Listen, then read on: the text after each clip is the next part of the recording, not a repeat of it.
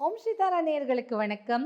நான் இன்னைக்கு ரொம்ப யூஸ்ஃபுல்லான ஒரு ப்ராடக்டோட வந்திருக்கேன். என்னன்னு பார்த்தீங்கன்னா, நிறைய பேருக்கு கால்சியம் டெஃபிஷியன்சி இருக்குன்னு சொல்லியிருக்காங்க.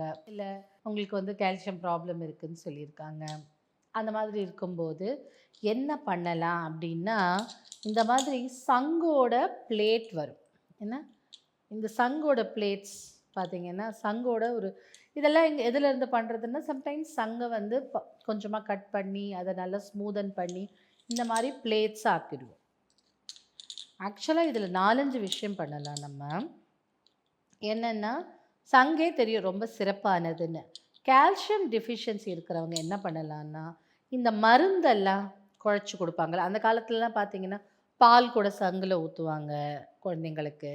அதே மாதிரி மருந்து கூட சங்கில் குழச்சி அதை அப்படி ஊற்றுவாங்க. ஏன்னா அதில் இருக்கிற கால்சியம் வந்து அவங்க குழந்தைக்கு போய் சேரணும்னு. அப்படி அந்த மாதிரி நீங்கள் வந்து இந்த மருந்தையோ இல்லை தேன் அந்த மாதிரியான விஷயங்கள் இதில் போட்டு சும்மா இது இது இது இருக்கிற மாதிரி எடுத்துக்கிட்டாலே ரொம்ப கால்சியம் ப்ராப்ளம் எல்லாம் தீரும்.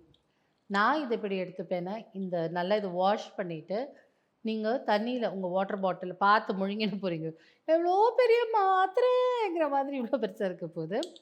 பட் கொஞ்சம் துணியிலையாவது கட்டிக்கோங்க, இல்லை அப்படியே போட்டு உங்களுடைய வாட்டர் கேனில் போட்டு வச்சாலும் ஓகே. அப்போது இந்த சங்கு ஊற ஊற அதனுடைய தன்மை அந்த தண்ணியில் இருக்கும்.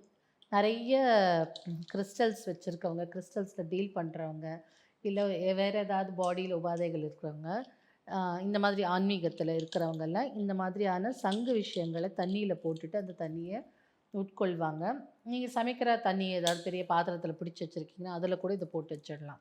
அந்த தண்ணியில் சமைக்கலாம். அதோடு சேர்த்து சமைச்சிட போகிறீங்க. ஸோ அதனால் கேனில் போட்டு வச்சுக்கோங்க.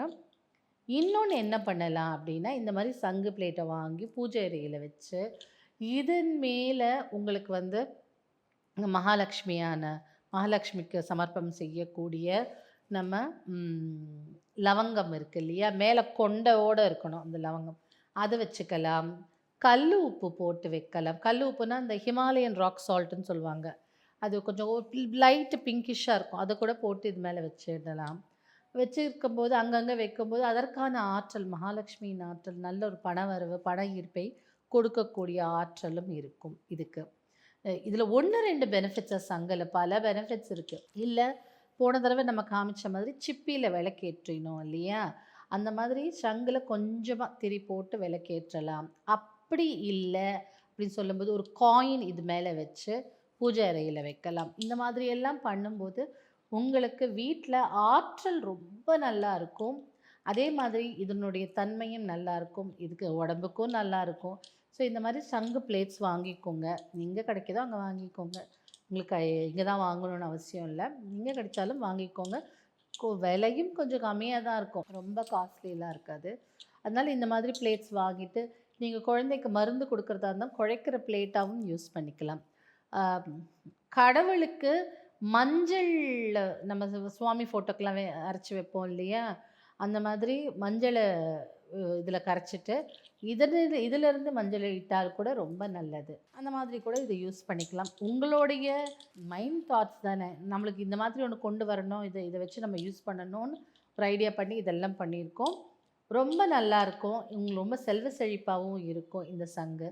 அதே மாதிரி நம்ம உடம்பில் இருக்கும் கால்சியம் ப்ராப்ளமும் தீர்த்து வைக்கும். ஸோ சங்கோட பிளேட்ஸ் இது.